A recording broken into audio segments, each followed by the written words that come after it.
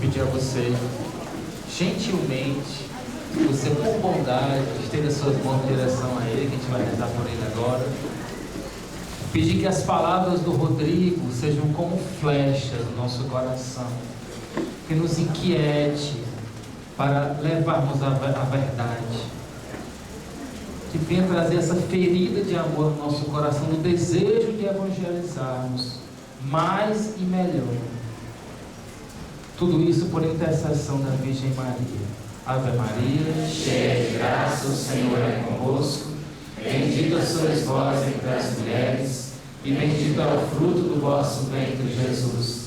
Santa Maria, Mãe de Deus, rogai por nós, pecadores, agora e na hora de nossa morte. Amém.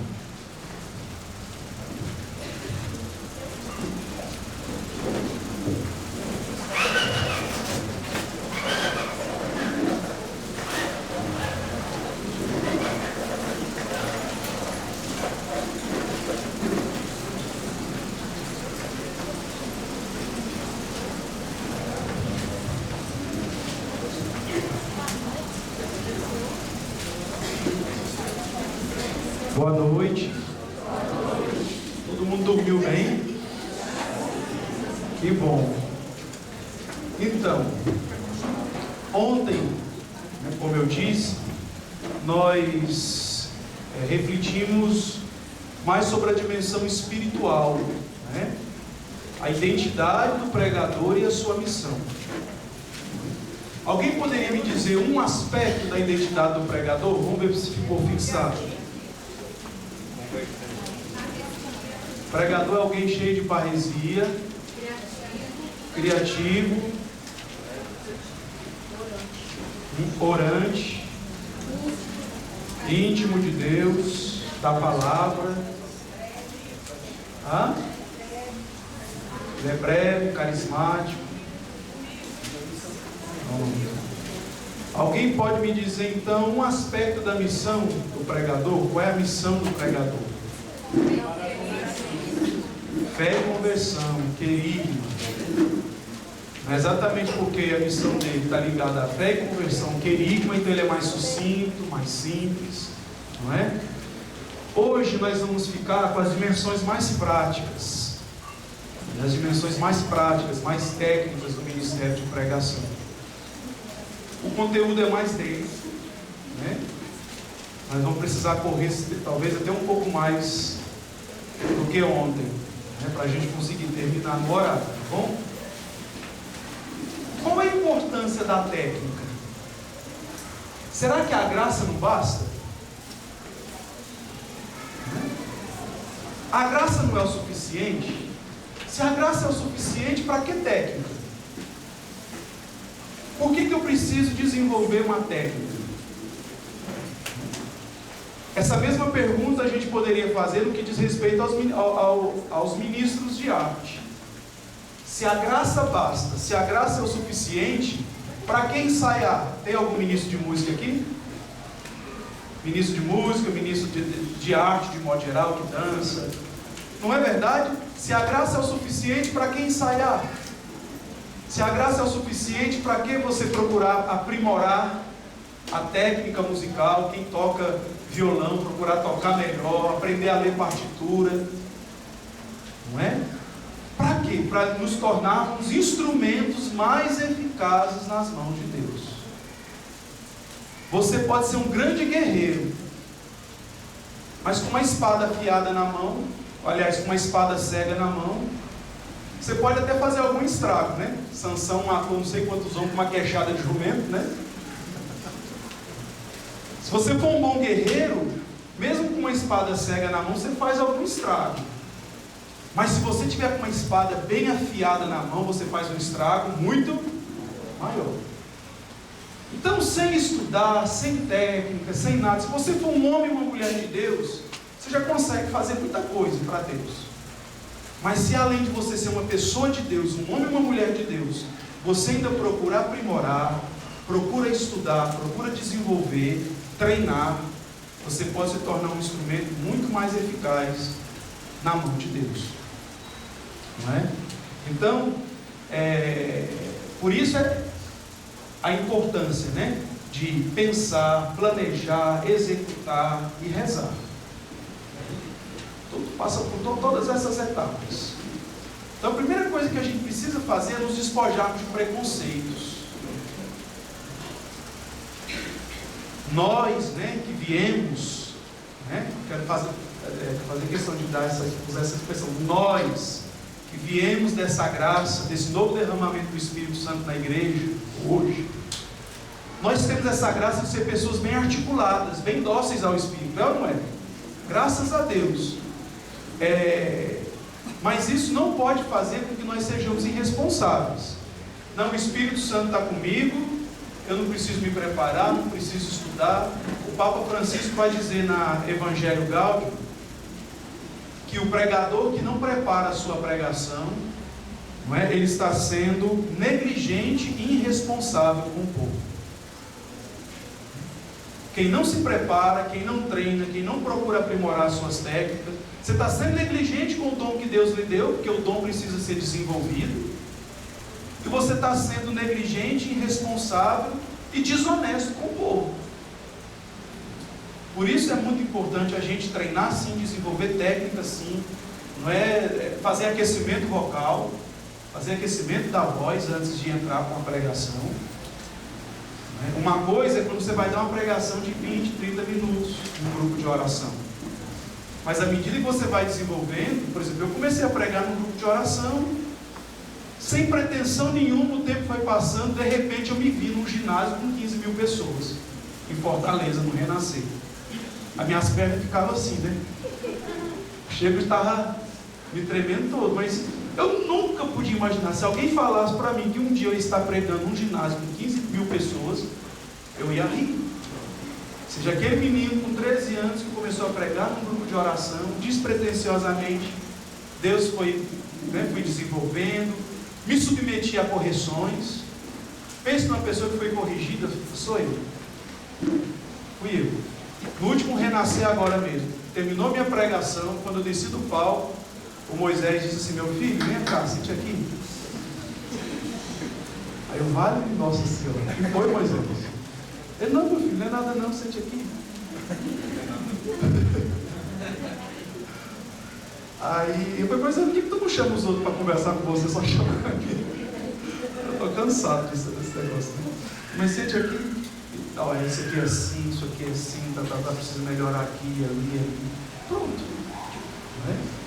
Então o pregador inteligente tem sempre um canal aberto para críticas construtivas. Quem não se abre a correções, a críticas, quem não se avalia, corre o risco de repetir no presente os mesmos erros do passado. Então é muito importante você se autoavaliar, mas também se submeter à avaliação de pessoas sensatas. Pessoas que de repente têm mais experiência. Não é avaliar unção, porque isso aí não tem como avaliar. Como é que você vai medir unção? Como é que você vai medir se as pessoas foram alcançadas? Há quem diga que foi alcançado se chorar, né? Chorou, então Deus fez. Mas isso também é muito relativo, né? Mas alguém que possa avaliar a sua técnica, isso é importante, vai lhe ajudando, e aí você vai desenvolvendo. Agora para o próximo ponto. Vamos lá. Nós vamos falar então hoje sobre a diferença do pregador e do orador. Hoje está muito em moda os chamados palestrantes profissionais, é ou não é?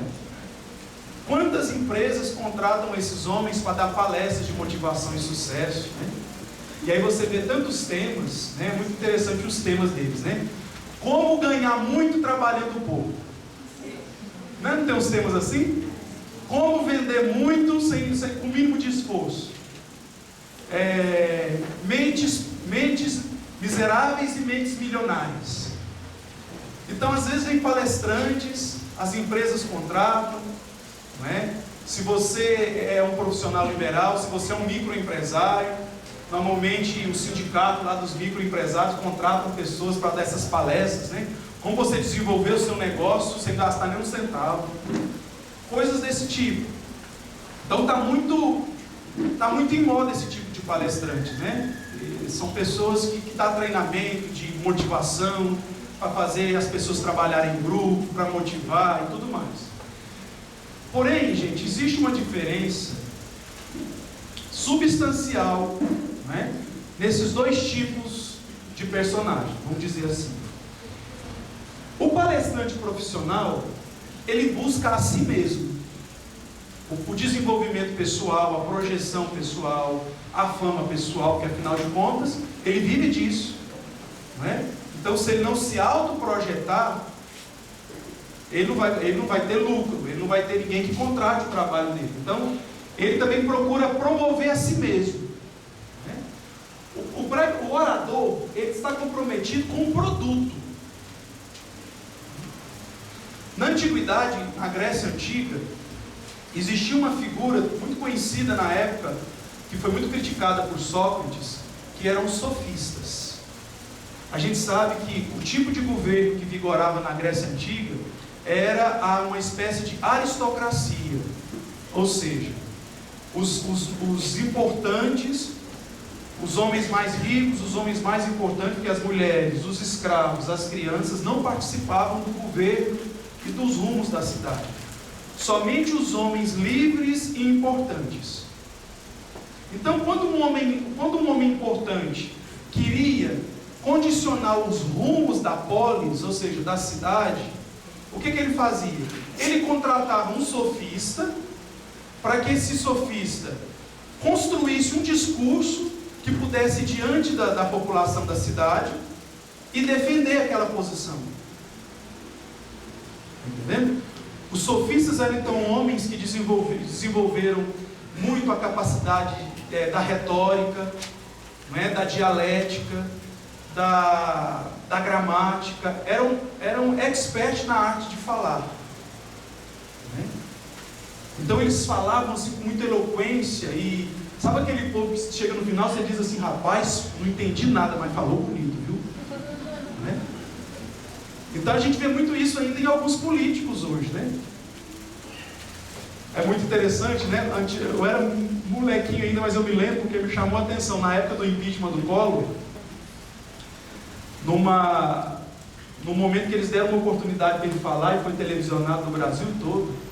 Aí ele dizia assim: andam fazendo patafuscada com o meu nome, enxovalhos com a minha pessoa, logo eu que sou uma figura impoluta, um caráter sem jaça, não é? Então os políticos usam muito esses recursos, aquelas palavras elevadíssimas, aquele discurso muito bem elaborado, que o povo bate palma no final, falou bonito, mas se você perguntar no final, não entendeu nada. Rapaz, esse homem deve estar falando verdade, falando bonito desse jeito, né? Eu vou concordar com ele, mas nem sabe com o que ele está concordando. Então os sofistas usavam muito esse recurso. Agora atenção, os sofistas faziam uma coisa que Sócrates chamava de prostituição das palavras. Porque eles não tinham compromisso com a verdade. O compromisso dos sofistas era com quem pagava mais. Então, talvez o grande perigo desses palestrantes hoje de motivação e sucesso, se eles não forem pessoas éticas, hoje eles podem estar palestrando, defendendo um produto, amanhã eles podem estar defendendo o produto da empresa concorrente, se ela pagar mais. Aí vai depender da questão ética, né? Se ele é mais ou menos ético. Mas amanhã ele pode estar elaborando uma palestra, um outro discurso, vendendo o outro produto da empresa concorrente que ele estava defendendo ontem. Por quê? Porque ele não tem um compromisso com o produto, não é? Ele não tem um compromisso com a verdade, vamos dizer assim. Ele tem um compromisso com o lucro. Aquilo é a profissão dele. Dizendo aqui, eu não estou falando que a pessoa é má, ele é um vendedor, ele está tentando vender o peixe dele, não é? Então ele não tem um compromisso com a verdade, ele tem um compromisso com o produto que ele está vendendo. Se amanhã aparecer alguém que paga mais, compromisso com quem paga mais, não é? Ele é compromissado com uma ideologia, enquanto essa ideologia também for conveniente. Mas repito, isso vai depender se ele for mais ou menos ético. Que ainda que não seja por motivações religiosas, ele pode ter valores. Senão, mesmo me pagando mais, eu não quero defender esse tipo, porque eu não concordo com esse tipo de ideologia. Pode ser, a gente pode encontrar palestrantes assim, né? Mas normalmente ele tem uma ideologia, não é? Interesses pessoais, não é?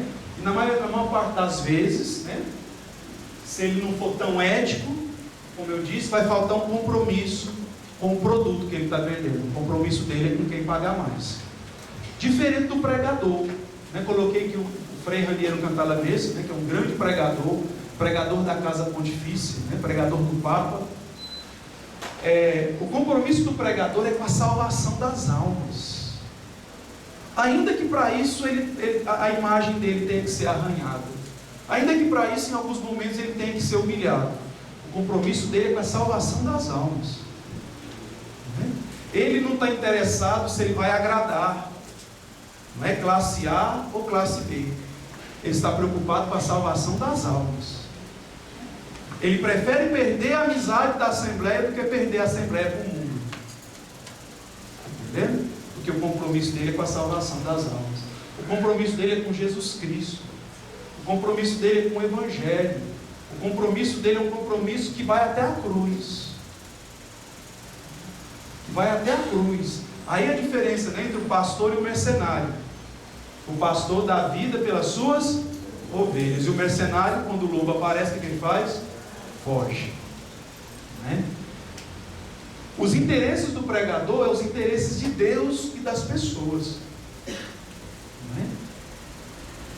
Ele está comprometido com a graça de Deus. Então é muito importante a gente fazer essa distinção, né, entre o orador profano, né, e o pregador. Se você quiser saber assim, como é que é na prática essa diferença? Lembre-se de um político num comício e de um padre pregando bem, uma boa pregação, uma boa homilia num sábado santo, uma vigília de sábado santo. Você percebe a diferença, né? Normalmente num comício, aquele que está ali, aquele político, aquele orador que está ali fazendo um discurso, ele está exaltando a si mesmo, exaltando aquilo que ele fez, exaltando os seus projetos, enquanto o pregador está anunciando Jesus Cristo, está falando da salvação de Deus. Ele não anuncia a si mesmo, ele anuncia a Deus. Vamos lá. Porém, tanto o pregador e o orador profano, secular, eles têm algumas coisas em comum. O que eles têm em comum?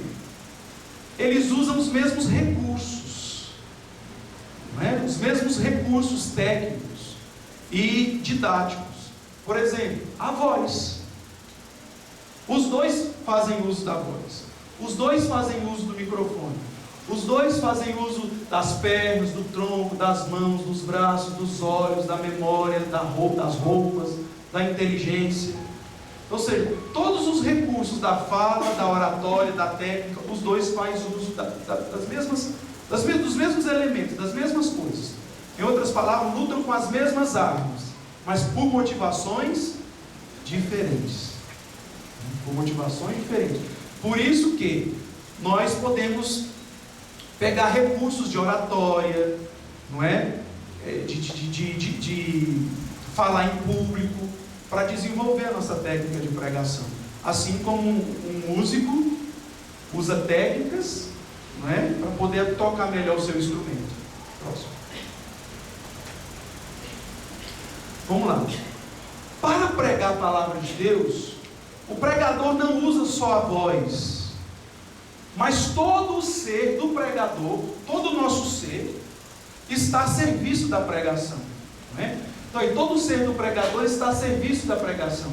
O pregador é um intérprete da palavra de Deus.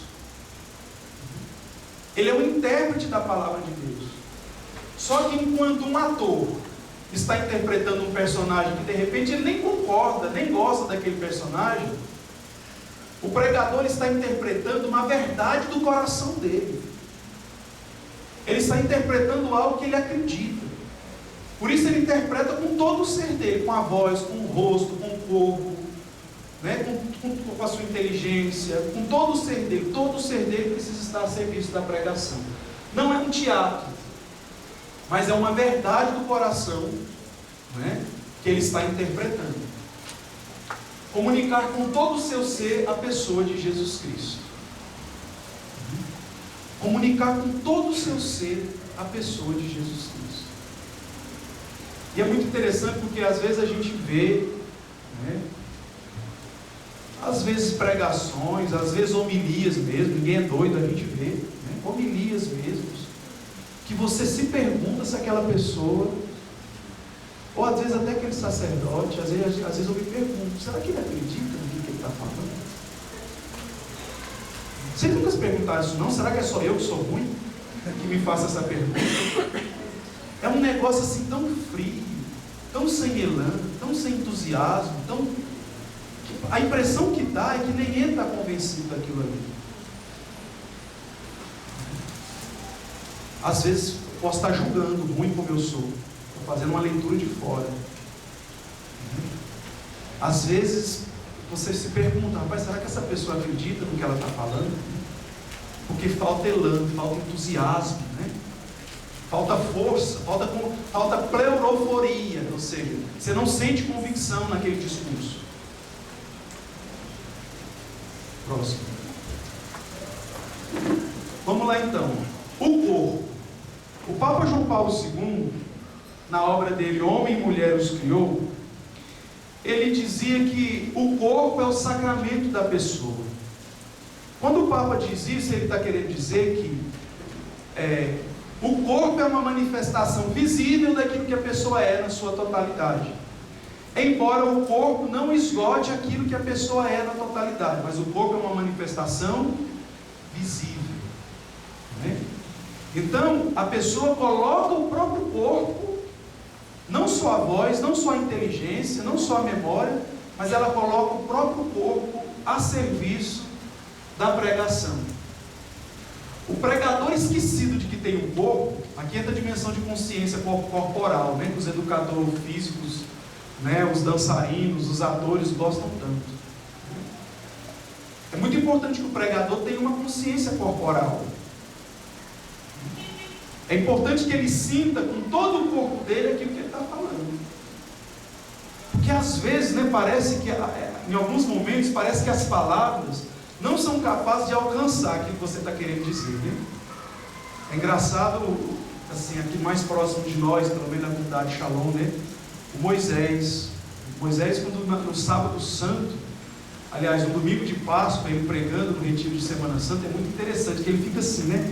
Essas minhas mãos tocaram, os meus olhos viram, eu vi o Senhor. Você sente ali, mas não é um teatro, é porque é como se ele quisesse transmitir, é como se a palavra, a voz, não conseguisse comunicar com fidelidade aquilo que ele está querendo dizer. E parece que a mão, né, o rosto, ou seja, todo o ser da pessoa a serviço da pregação. O corpo é portador de uma linguagem toda particular. Gente, o nosso corpo fala. Então você olha para uma pessoa, você sabe se ela está desanimada, você sabe se ela está dispersa, você sabe se ela está alegre, você sabe se ela está triste, você sabe se ela está disposta, se ela está doente, pelo corpo. O corpo da pessoa diz muito, existe uma linguagem do corpo. E o pregador tem que ter cuidado, a gente vai ver mais adiante, porque é preciso que haja uma coerência entre aquilo que ele está pregando e o corpo dele. Porque senão fica um discurso confuso. Fica um discurso confuso. Por isso ele precisa estar o tempo todo atento a essa consciência corporal e ao que o corpo dele está transmitindo. Vai ter momento que vai desafiar um pouco mais, como a nossa irmã perguntou ontem. Qual é o seu nome? Ela perguntou quando a gente está passando por algum conflito pessoal. Vai ser um pouco mais difícil. Vai ser um pouco mais difícil porque às vezes eu estou cansado. Existem aqueles atos involuntários, né? Que às vezes as olheiras estão lá no pé. Você não dormiu bem, está sei lá, um dia desse eu fui pregar o Fio de Ouro em Imperatriz no Maranhão, foram 16 palestras. Ficava até tarde da noite acompanhando pessoas. Então, ou seja, por mais que eu quisesse estar assim com a cara muito boa, sorrindo, eu até sorria, mas as olheiras, né, estavam lá no pé. Então, às vezes é mais difícil, mas o pregador precisa fazer um exercício, né? Porque o rosto dele não pertence a ele. O seu rosto pertence a Jesus Cristo, pertence ao povo. Então, por mais que eu esteja com meus problemas pessoais, com minhas dores, com minhas questões, que todo mundo tem, né? Mas eu preciso fazer aquela violência de coração, não é falsidade, é violência de coração. Violência de coração, para que eu consiga comunicar a palavra de Deus. Pensa que São Paulo estava o tempo todo na crista da onda.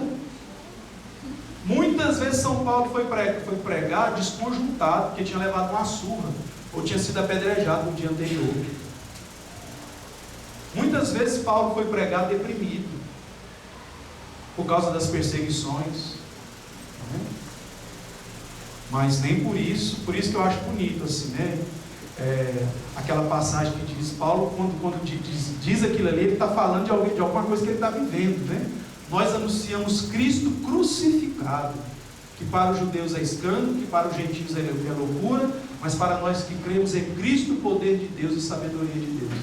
Então, esse Cristo crucificado é com a vida dele. Paulo, quando diz nós estamos anunciando Cristo crucificado, ele está dizendo do Cristo que está crucificado no corpo dele. E muitas vezes, como pregador, nós vamos ser chamados a pregar na cruz. E é bonito que quem fica sabendo diz, meu Deus, fulano está sofrendo tanto e está ali dando um testemunho de fé.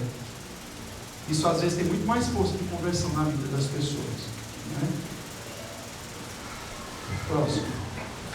Vamos ver agora um vídeo. Esse não é de rir não, fica tranquilo. De baixo, vai, desce. A postura, vamos falar bem postura.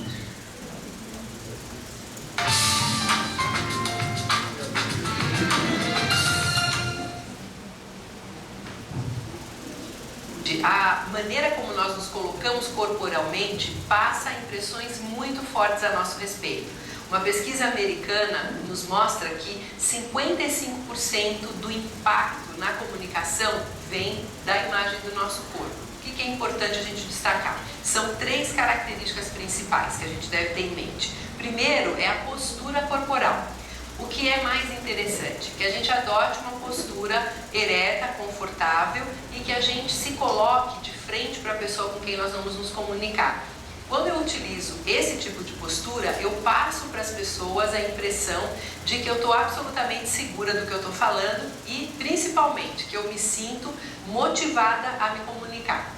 Se eu tenho, por exemplo, insegurança em relação ao que eu vou falar, é comum que eu me coloque numa postura mais humilde ou numa postura mais caidinha.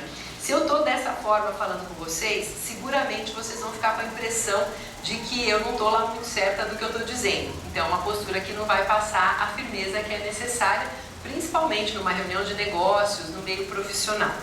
Isso vai desmentir qualquer fala mais otimista do tipo, estamos no controle pleno da situação. É claro que o que vai chamar mais atenção é essa postura derrotada e não a fala propriamente, ou esse conteúdo otimista dizendo que as pessoas estão no controle da situação.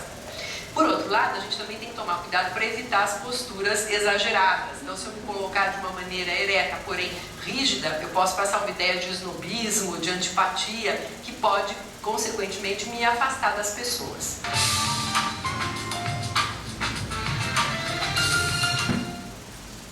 Então ficou muito claro, né? Ela fala assim com muita simplicidade, com clareza. Dá pra gente ter...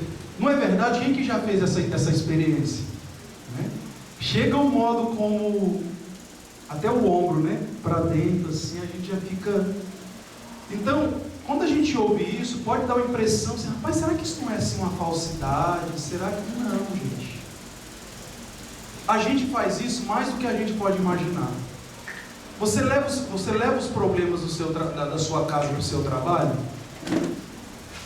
Você tem que ser profissional, não tem? Da mesma forma que você vai anunciar o Evangelho. Por isso que exige constância, perseverança, fortaleza. Porque nem sempre, nem todo dia, senão eu vou cair naquele negócio, eu só vou pregar o dia que eu estiver bem. Aí não dá. Então vai fazer outra coisa. Porque quem é que consegue estar o tempo todo na crista da onda? E vai ter dias que você vai estar chorando em casa, vai enxugar as lágrimas e vai para frente pregar no grupo de oração, ou em algum evento. Quantas vezes já aconteceu comigo? Então, né? Não é falsidade. Vamos lá. A gente sabe que o nosso corpo, aqui que eu já falei, tem atos voluntários e atos involuntários, né? Atos voluntários significam movimentos do nosso corpo que nós escolhemos fazer. Por exemplo, nós decidimos movimentar nossas mãos, nossos braços, pernas, etc. Nós fazemos isso por vontade própria. Então, isso são movimentos voluntários ou atos voluntários. Os atos involuntários são os que talvez nós precisamos ter mais cuidado, porque quando nós estamos cansados, quando nós estamos mais sofridos, são aquilo que expressa no nosso corpo independente da nossa vontade. Por exemplo, o batimento do nosso coração, né? É um ato involuntário. Respiração, piscar dos olhos. Mas às vezes é a expressão mesmo do corpo. Às vezes você está cansado, irmão. Aí você tem que... Meu Deus, espera aí, agora eu preciso ali falar de Deus. Eu preciso ali falar de Deus, eu preciso me recuperar, porque afinal de contas eu tenho uma missão a cumprir. Eu não posso ficar escravo dos meus afetos, se hoje eu estou bem ou se hoje eu estou bem, independente de qualquer coisa. Eu vou anunciar o Evangelho oportuna e inoportunamente. Tá bom? Próximo. O rosto. O nosso rosto é como uma caixa preta de um avião, né? A gente sabe quando um avião cai, quando acontece um acidente, fica ali registrado na caixa preta do avião tudo aquilo que foi falado, todos os procedimentos que foi feito durante o voo. E às vezes até descobre a causa do acidente por causa daqueles dados que estão na caixa preta. O nosso rosto é a mesma coisa, gente. O nosso rosto fala muito. No rosto de uma pessoa você consegue perceber se a pessoa teve às vezes uma vida alegre, feliz, ou se foi uma vida repleta de sofrimento. Às vezes a pessoa consegue até disfarçar com os músculos do rosto. Tem uns que conseguem ter um controle maior, conseguem até disfarçar com os músculos do rosto, mas os olhos não enganam. Os olhos não enganam. Se a pessoa está mentindo, se a pessoa está triste, se falta convicção, se falta segurança, os olhos, principalmente os olhos, não enganam, né? O rosto é a parte do corpo por onde as emoções jorram do nosso interior. Vocês já perceberam quando aparece na televisão aqueles programas policiais que alguém é preso, um assaltante, ou um empresário, um político corrupto? O que acontece? Eles passam cobrindo o rosto. No corpo de uma pessoa, a parte que mais revela quem é a pessoa na profundidade é o rosto. E no rosto, a parte que mais revela quem é a pessoa na profundidade são os olhos. Por isso que o bandido, o traficante, o assaltante, o corrupto, a pessoa quando é presa, que aparece na televisão, a primeira coisa que faz é cobrir o rosto. Quando uma criança está fazendo alguma bagunça, alguma arte, que um adulto olha para ela com um olhar de censura, o que ela faz? Abaixa a cabeça, baixa o rosto. Até a expressão que nós usamos no dia a dia, né? Vergonha no rosto, vergonha na cara. Então isso é muito interessante, né? O rosto fala muito. O rosto revela em boa medida o coração. O rosto revela em boa medida o coração da pessoa. O rosto deve estar em coerência com o discurso, e o discurso deve refletir a verdade do coração. A sinceridade. O pregador deve ser alguém sincero. O pregador deve ser alguém psicossomático, ou seja, que ele deixa realmente não simplesmente as paixões ou os sentimentos imediatos, mas a sua fé.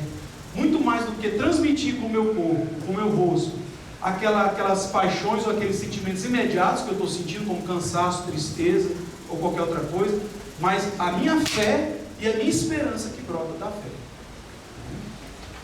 Aí eu coloquei essas carinhas, né? porque fica bem sugestivo. Vamos lá, vamos ver um outro videozinho do rosto. Eu achei bem legal essas colocações dessa fonoaudióloga, porque ela fala bem simples e bem claro. Vamos lá, isso.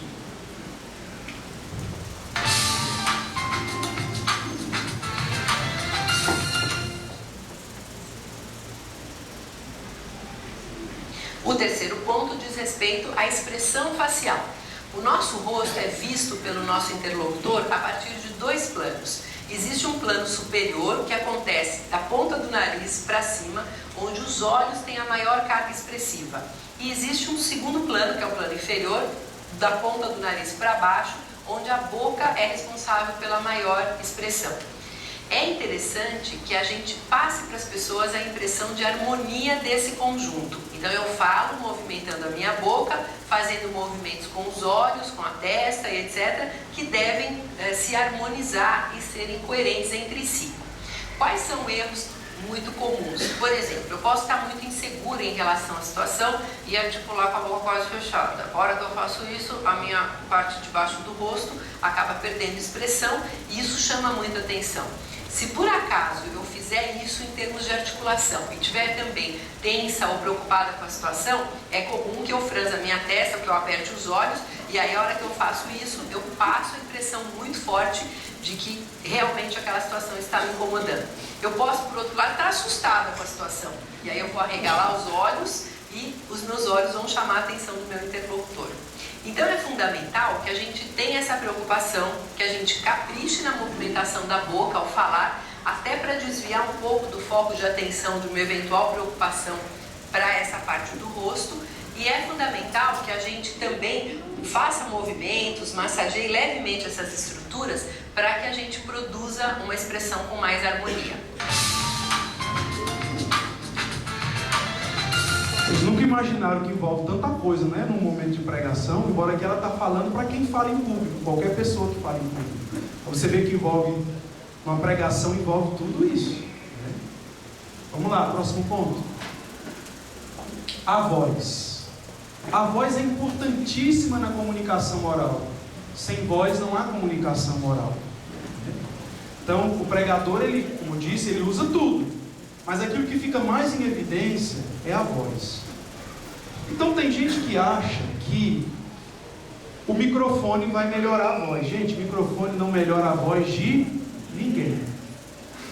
O objetivo do microfone é ampliar a sua voz. Se a sua voz, se a sua dicção for deficiente, o microfone vai ampliar a deficiência da sua voz. Isso não significa que nós temos que ter voz de locutor. Nosso Senhor chama até os gasguitas, né? Os fanhos. Nosso Senhor chama quem Ele quiser para pregar a palavra de Deus. Não é? Só que eu preciso sempre querer melhorar. Eu nunca posso me acomodar. Deus me chamou assim e eu vou ficar assim. Não. Deus lhe chamou, bendito seja Deus. Agora procure fazer de tudo. E hoje tem quantos tratamentos tem à nossa disposição?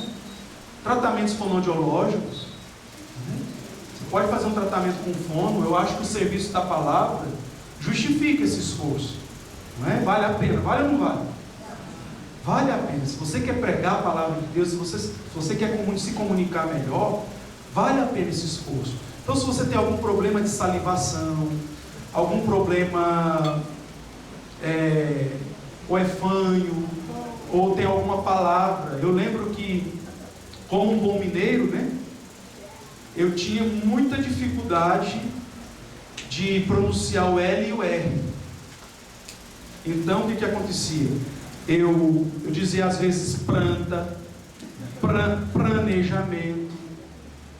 E aí eu pedi a ajuda de uma irmã da comunidade Vida, missionária, que era fonoaudióloga, não é? E ela começou a me ajudar. Hoje eu ainda falo, quando eu estou muito cansado, né?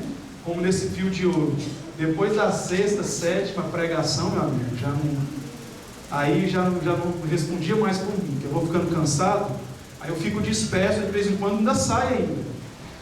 Então, mas uma coisa que me ajudou muito e tem me ajudado ainda, porque eu estou sempre procurando melhorar, foi gravar minhas pregações. Sempre que eu ia pregar num grupo de oração, ou pregar em algum lugar, eu gravava minhas pregações e depois eu ouvia. E aí eu percebia os vícios de linguagem, as repetições desnecessárias, os fonemas que eu tinha mais dificuldade de pronunciar, não é? Eu percebi que eu não respirava. Então é importante, adquira esse hábito de gravar, né, as suas pregações. Você vai ver que você vai perceber: nossa, eu nunca pude imaginar que eu falava assim. Nossa, eu nunca pude imaginar que eu tinha esse vício. Porque muita gente, se alguém vir dizer pra gente, né, tem pessoas que se alguém chegar para você e dizer, você se fere. Agora com o celular, com a gravação, não tem como você se ferir, né? Eu sei que depois que você ouvir, você joga na parede, né?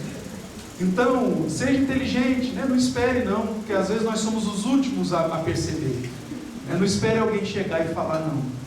Adquira o hábito de se gravar e se ouvir depois. Quando nós falamos, saem simultaneamente 3 mensagens: a palavra, o som e o gesto. A primeira mensagem que uma criança aprende a entender é a mensagem visual, ou seja, aquilo que ela enxerga, e a entonação da voz. Eu perguntava para o Dr. Roger, né, que é um irmão da comunidade Aliança, que é pediatra. Ele disse que uma criança consegue enxergar um recém-nascido consegue enxergar uma distância entre 30 a 40 centímetros, que normalmente é a distância entre o seio da mãe e o rosto dela. Então, enquanto a criança está amamentando, ela está olhando para cima, você vê que às vezes ela fica olhando e observando o rosto da mãe. Então, se a mãe está tranquila, se a mãe está calma, se a mãe está ansiosa, ela percebe, né? Uma criança percebe se você está olhando para ela com um rosto de censura, né? E depois a entonação da voz. Veja bem, ela não entende os códigos linguísticos, ela não entende a palavra, mas ela entende a expressão facial e a entonação da voz. Então, se você chamar a atenção de uma criança, mesmo um bebezinho de 3, 4, 5 meses, ele não entende o que você está falando verbalmente, mas ele entende que a entonação da voz, você está bravo com ele. Entendeu? Então, e mesmo depois de adulto, a gente consegue captar isso também. Só que a gente foca mais na palavra, ou seja, nos códigos linguísticos. Mas junto com os códigos linguísticos, sai também a expressão facial, a entonação da voz e os gestos. Então é preciso, como a moça que disse, né, que haja uma harmonia, uma coerência entre essas 3 coisas: a entonação da voz, o código linguístico e a expressão facial. É preciso que haja essa coerência. Próximo ponto. Olha aqui, a importância da coerência na comunicação. Isso aqui é uma frase numa pregação, certo? Meu irmão, acredite, Deus quer encher seu coração de paz, Ele te ama. Você acha que a cara dele está em coerência com o que ele está dizendo na pregação? Está em coerência, sim ou não? Ah, não. Como é que eu estou dizendo para as pessoas que elas acreditem que Deus ama, que Deus vai encher o coração de paz, mas com uma cara dessa, aos gritos? Os códigos linguísticos estão sugerindo uma coisa, mas a entonação da voz e a expressão facial está sugerindo outra. Imagine um âncora de televisão dizendo assim: caiu um avião num centro movimentado, matou 3.000 pessoas. Imagine. É no mínimo estranho, não é? Por outro lado, imagine se ele dissesse assim: os cientistas americanos fizeram uma grande descoberta que vai facilitar a vida de muitas pessoas, sobretudo pessoas portadoras de algumas deficiências. Quando eles vão dar uma notícia desse tipo, você vê que até adquire um entusiasmo maior, né? Ou quando vai dar uma notícia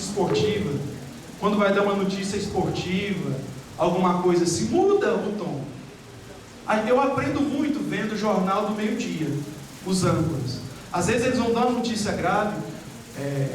Nessa madrugada, terroristas explodiram um carro numa rua movimentada de Londres. Você vê que eles adquirem um tom sério, mais grave. Aí de repente vai dar notícia de que o Brasil, a seleção de vôlei feminina, ganhou da Argentina, ou da Itália, sei lá. Você vê que ele já muda o tom, chega a vir assim, né? A seleção brasileira de vôlei está rindo à toa porque conseguiu um título inédito, né? Chega, muda. Existe uma coerência entre aquilo que está falando, a expressão facial e a entonação da voz. Próximo. Olha só, no mínimo estranho. Na melhor das hipóteses vão pensar que você é doido, né? Meu irmão, hoje é um dia favorável. Deus nos diz, convertam-se, mudam de vida. Mas imagina falando desse jeito aqui. O código linguístico está sugerindo uma coisa, mas o rosto, as expressões dele estão sugerindo outra. Não tem sentido, né? Próximo. Já essa moça aqui, eu acreditaria nela. Olha só. Oi, tenho uma boa notícia para você. Deus te ama muito, quer que você seja muito feliz. Você acreditaria nela? Sim. Eu acreditaria. Uma pessoa me abordasse assim na rua para me evangelizar, com um sorriso desse. Olha o olhar dela. Não transmite alegria, não transmite aquilo que ela está comunicando. Né? Chega a estar com uma cara de abestado. Né? Com a experiência de Deus, fica assim mesmo, né? Bora lá. Vamos ver agora o vídeo da voz?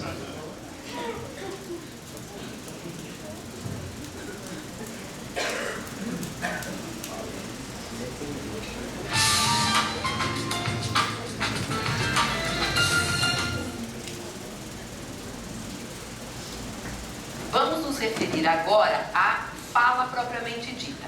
A fala pode acontecer a partir de várias entonações, de padrões diferenciados que vão produzir impacto, que vão produzir efeitos. Vamos falar inicialmente na questão da modulação. Eu modulo a minha voz, o tom da minha voz, né, para produzir a minha fala, e a cada final de frase eu tenho 3 possibilidades. Eu posso finalizar num padrão que a gente chama de ascendente. Então eu falo, por exemplo, o frio pegou os paulistanos de surpresa. Quando eu faço isso com essa entonação ascendente, eu estou falando de algo alegre, festivo ou surpreendente, como é o caso do exemplo que eu tenho. Se eu estou falando, por outro lado, de algo mais sério, de conteúdo mais triste, ou se está envolvendo um lamento ou coisa parecida, é comum que eu faça a finalização descendente. Então eu posso dizer, por exemplo, o acidente matou 3 pessoas. E aí é natural que eu faça esse padrão descendente. E a gente costuma usar um padrão mais linear, sem muita variação, quando nos referimos a coisas mais objetivas, sem muito conteúdo atrelado ao emocional ou sem muita subjetividade. Então, por exemplo, quando falamos o dólar vale hoje R$1,62. É um padrão mais objetivo que deve acontecer dessa forma. Então, como essas entonações produzem impactos diferentes, elas devem oscilar de acordo com o conteúdo. Portanto, eu vou ter variações na minha fala, na minha maneira de falar, que vai fazer com que o meu interlocutor se mantenha interessado naquilo que eu estou dizendo. Algumas pessoas tendem a viciar num determinado padrão. E aí essa forma engessada, previsível, ela passa a chamar mais a atenção do que o conteúdo que a pessoa está utilizando eventualmente na sua comunicação. O importante é que haja essa variação. Por exemplo, se eu falar mantendo sempre o mesmo padrão. O frio pegou os paulistanos de surpresa, as pessoas estão pegando os agasalhos nos armários, a previsão indica tempo ruim. Eu vou me tornar muito chatinha de falar dessa forma, porque isso é previsível. E tudo que é previsível deixa de produzir interesse em quem está nos vendo. Em termos de pausa, a pausa na nossa fala ela é muito importante. A pausa ela tem uma conotação didática. Então eu faço pausas para garantir que as pessoas que estão me ouvindo estão entendendo aquilo que eu estou dizendo. Portanto, quanto mais eu julgo o meu interlocutor necessitado de explicações, mais pausas eu vou utilizar. Quanto mais eu identifico que ele tem facilidade para me entender, a tendência é que eu utilize menos pausas. A gente deve dosar essas pausas para que a gente atinja de maneira eficiente o nosso interlocutor, separando blocos de significado, para que ele realmente tenha a oportunidade de acompanhar o nosso raciocínio. Não é interessante truncar uma informação sem que ela tenha sozinha um significado. Portanto, assim, não é comum a gente utilizar as pessoas voltaram para casa. A hora que eu uso essa pausa inadequada aí, o segmento as pessoas não tem significado nenhum. Portanto, quem me ouve vai perceber que tem alguma coisa de artificial na minha maneira de falar, na minha forma de me colocar. Se eu uso pausas excessivamente, eu posso passar para o meu interlocutor a impressão que eu acho que ele precisa de muito auxílio para me entender e ele pode se sentir desconfortável. Se eu digo, as pessoas voltaram para casa e perceberam que lá não havia ninguém. É muito chato para uma pessoa falando desse jeito, pausando tanto. Por outro lado, se eu falo sem pausa nenhuma, eu passo a impressão que eu não estou nem aí com a compreensão do outro. Então, a pausa é um elemento importante e deve ser utilizado para marcar a importância dentro do discurso. Toda vez que eu faço uma pausa, é como se eu colocasse um holofote na informação que vem a seguir. Portanto, é um recurso que deve ser utilizado, mas nos locais corretos.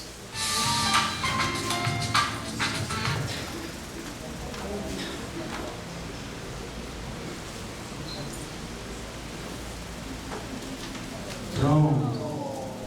Oh, o gato de botas. Então vamos falar um pouquinho sobre os olhos, né? Embora ela já falou um pouco, eu também falei, mas acho que os olhos é